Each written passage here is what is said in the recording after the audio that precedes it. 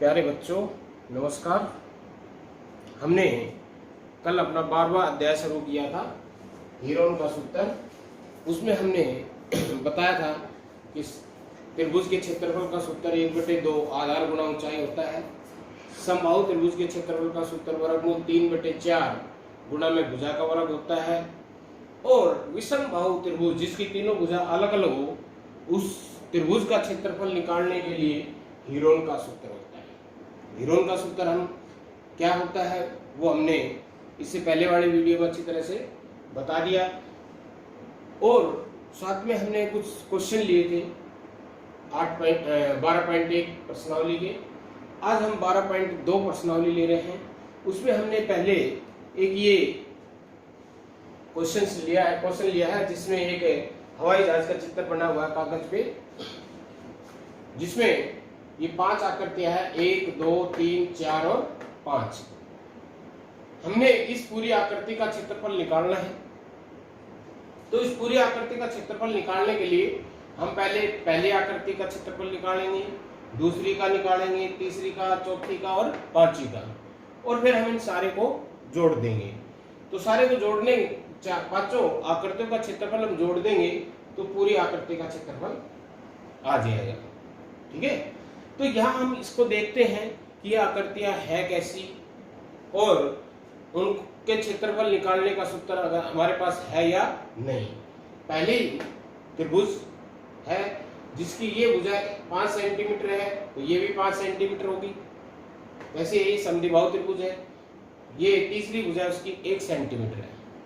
तो हीरो के सूत्र से हम इसका क्षेत्रफल आसानी से निकाल सकते हैं। दूसरी आकृति एक आयत है जिसकी लंबाई 6.5 सेंटीमीटर और चौड़ाई 1 सेंटीमीटर है। आयत का क्षेत्रफल भी हम आसानी से निकाल सकते हैं। तीसरी आकृति एक समलंब चतुर्भुज है, ऐसी है समलंब, जिसकी एक भुजा 1 सेंटीमीटर, ये 1 सेंटीमीटर है तो ये भी 1 सेंटीमीटर होगी, ये भी 1 सेंटीमीटर है तो इधर वाली भी 1 सेंटीमीटर होगी, और ये 2 सेंटीमीटर है। तो इस प्रकार ये समलंब चतुर्भुज है और इसका हम क्षेत्रफल निकालेंगे। कैसे निकालेंगे वो आगे चल के बताएंगे। थोड़ा इसमें अगर मुश्किल है तो वो इस तीसरी आकृति का क्षेत्रफल ज्ञात करना ही है। उसके बाद चौथी और पांचवी दोनों ये सर्वांगसम है, समकोण त्रिभुज है जिसका आधार 6 सेंटीमीटर है और ऊंचाई 1.5 सेंटीमीटर है। तो इसका दोनों का क्षेत्रफल भी आसानी से हम ज्ञात कर सकते हैं। और लास्ट में हमने इन पांचों आकृतियों का क्षेत्रफल ज्ञात किया है जो हमने, उसको हम जोड़ देंगे तो वो इस पूरी आकृति का क्षेत्रफल आ जाएगा। तो हम सबसे पहले आकृति पहली लेते हैं।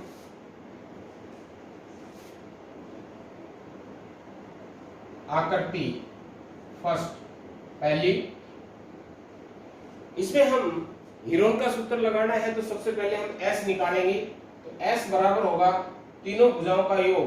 पहली भुजा 5, दूसरी भुजा 5 और तीसरी भुजा 1/2।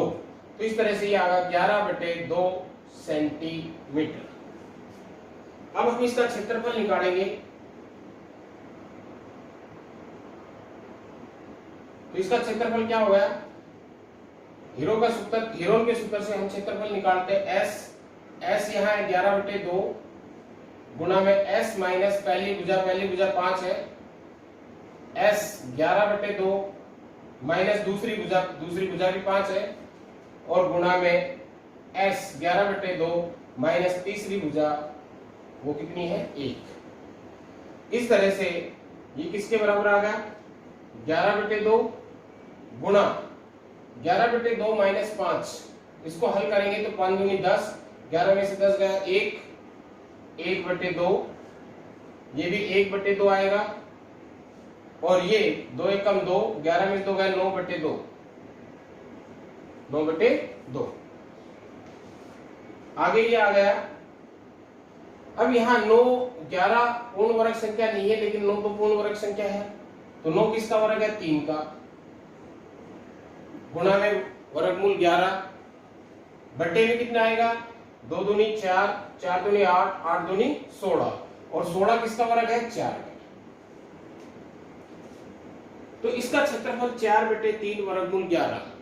तो वर्गमूल 11 का मान अब हम यहाँ रखेंगे क्या होता है वर्गमूल 11 का मान? ये होता है 3.32, लगभग 3.32। कैसे होता है ये हम बता देते हैं आपको। 11 का वर्गमूल हमने निकालना है दशमलव के बाद 2 अंकों तक, तो दशमलव के बाद 2 जोड़े ले लेंगे। अब हम इसका वर्गमूल निकालेंगे।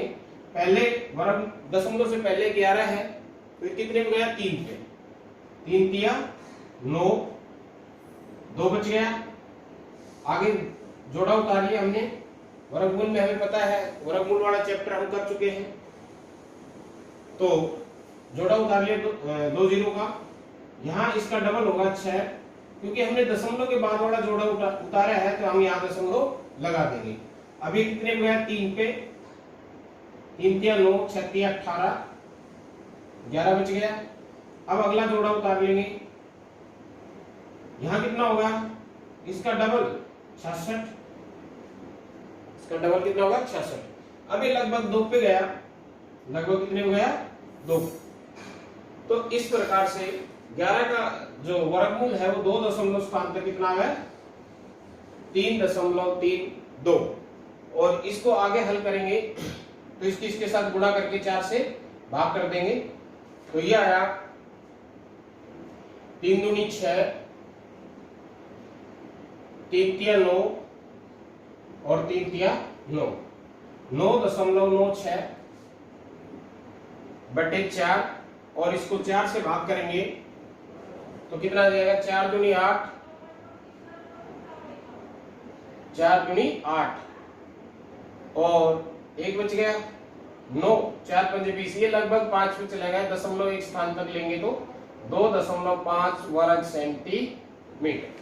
दशमलव के बाद एक स्थान कर लिया तो 2.5 वर्ग सेंटीमीटर। तो ये पहली आकृति का क्षेत्रफल आएगा 2.5 वर्ग सेंटीमीटर। अब दूसरी का आते हैं।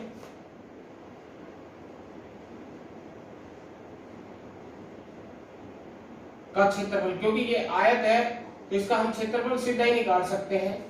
वो होता है लंबाई गुना चौड़ाई। तो इसकी लंबाई है 6.5 और चौड़ाई कितनी है? ये 6.5 है और ये कितनी है? 1। तो ये होगा 6.5 वर्ग सेंटीमीटर।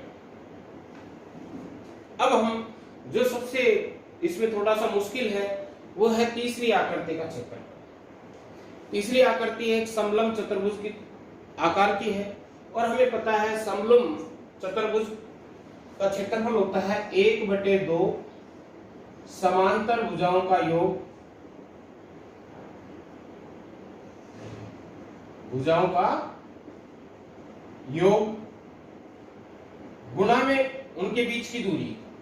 समानांतर भुजाओं के बीच की दूरी, या इसको हम कहते हैं ऊंचाई। अब यहां समानांतर भुजा तो दे रखी है, ये 2 है और ये 1 है, लेकिन इनके बीच की दूरी, ये उसकी ऊंचाई नहीं दे रखी, ये h नहीं दे रखा। अगर h दे रखा होता तो हम इसका आसानी से इसका क्षेत्रफल ज्ञात कर सकते थे, कोई परेशानी नहीं थी, लेकिन h नहीं दे रखा। तो h नहीं दे रखा तो सबसे पहले हम h ज्ञात करेंगे। क्या ज्ञात करेंगे? h। और h ज्ञात कर लेंगे तो इसका क्षेत्रफल हम आसानी से ज्ञात कर सकते हैं। अब देखो ये आकृति है, ये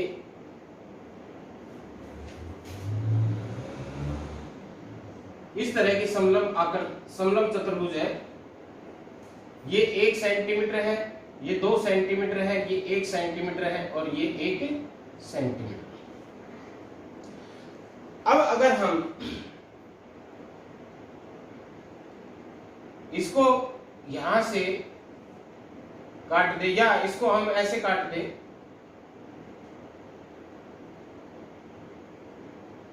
बीच में आयत बन गई, या हम इसको ऐसे काट दें, समानांतर चतुर्भुज बनाते इसकी, क्या बन गई? समानांतर चतुर्भुज। ये 1 सेंटीमीटर है तो ये भी 1 सेंटीमीटर होगी,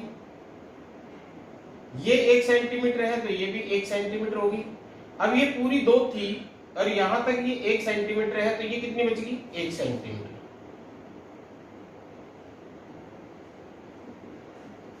एक सेंटीमीटर। और ये 1 सेंटीमीटर बन गई, तो कैसी त्रिभुज बन गई? ये समबाहु त्रिभुज बन गई।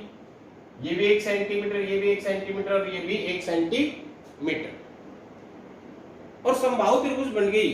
तो समबाहु त्रिभुज का शीर्ष लंब यानी कि ये, इसकी ऊंचाई हम ज्ञात कर सकते हैं।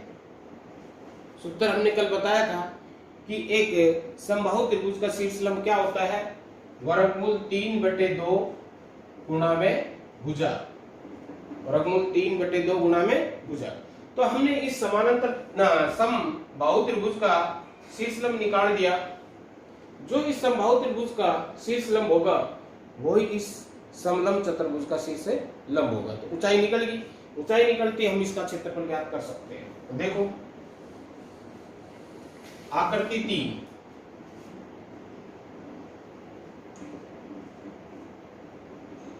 3 में समलंब चतुर्भुज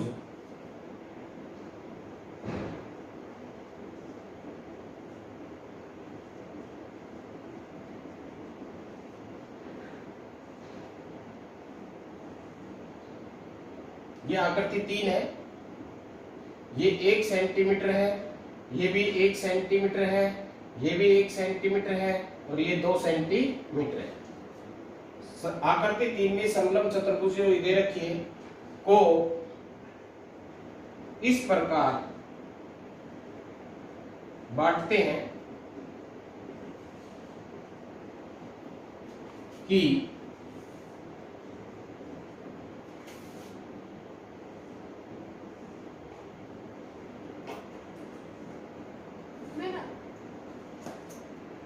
ये 1 सेंटीमीटर, ये 1 सेंटीमीटर, ये भी 1 सेंटीमीटर, ये भी 1 सेंटीमीटर, ये भी 1 सेंटीमीटर और ये भी 1 सेंटीमीटर। ठीक है, तो ये त्रिभुज बन गई ए। इसका अगर हम नाम लेंगे समलंब ए बी सी और डी, तो ये ई आ गया बीच में। तो त्रिभुज बी ई डी, डी का शीर्ष लंब क्या होगा? ये होगा वर्गमूल 3/2 गुणा में भुजा। भुजा कितनी है? 1, और वर्गमूल 3 का मान होता है 1.73 और बटे में 2। इस तरह से 2 से भाग करेंगे तो 0.8 और 2 × 6 8 13 8 दूनी 16, 1 बचा 13 हो गए और 2 7 14, लगभग 7 के ऊपर गया सेंटीमीटर, 0.87 सेंटीमीटर। तो आकृति 3 का क्षेत्रफल क्या होगा? 1/2 समानांतर भुजा 2 + 1 का योग गुणा में उनके बीच की दूरी 0.87, तो ये होगा 3/2 गुणा में 0.87 यानी कि 1.5 गुणा में 0.87 और 15 × 7 = 105, 10 और 15 × 8 = 120 और 10 = 130। 2 के बाद दशमलव लग गया, 3 के बाद 1 2 3, तो ये लगभग आ गया 1.3 वर्ग सेंटीमीटर। आकृति 3 का जो क्षेत्रफल आया वो कितना है? 1.3 वर्ग सेंटीमीटर। अब चौथी और पांचवी का निकालना आसान है। आकृति 4 का क्षेत्रफल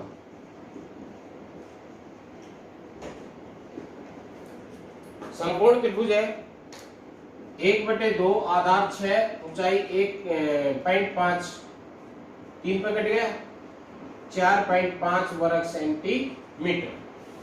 आकृति 5 का क्षेत्रफल क्या होगा? 1/2 गुणा में 6 गुणा में 1.5, 3 पे कट गया, ये भी 4.5 वर्ग सेंटीमीटर। तो पांचों आकृतियों का क्षेत्रफल हमने ज्ञात कर लिया। पहली आकृति का आया ये, दूसरी का ये, तीसरी का ये, चौथी का ये और 5वीं का ये। तो इस प्रकार संपूर्ण आकृति का क्षेत्रफल क्या हुआ,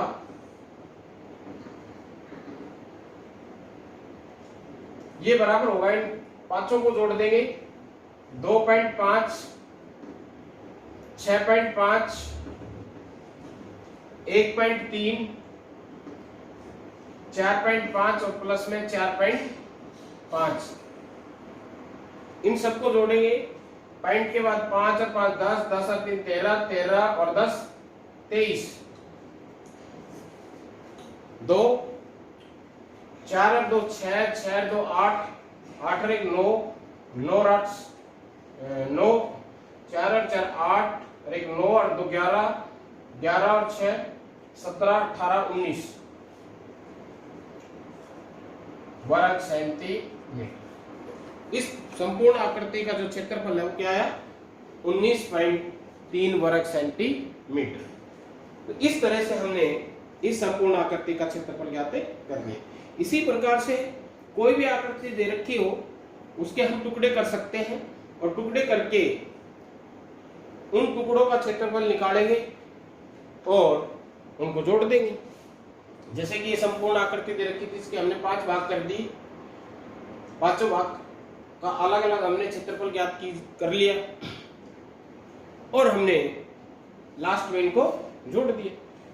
इसी प्रकार से अगर मान लो एक चतुर्भुज दे रखी है और इस चतुर्भुज के ये भुजा दे रखी है 4.5 सेंटीमीटर, ये 2.5 सेंटीमीटर, या जो कुछ भी दे रखा है 6.5 सेंटीमीटर, ये 4.3 सेंटीमीटर और ये 7.2 सेंटीमीटर,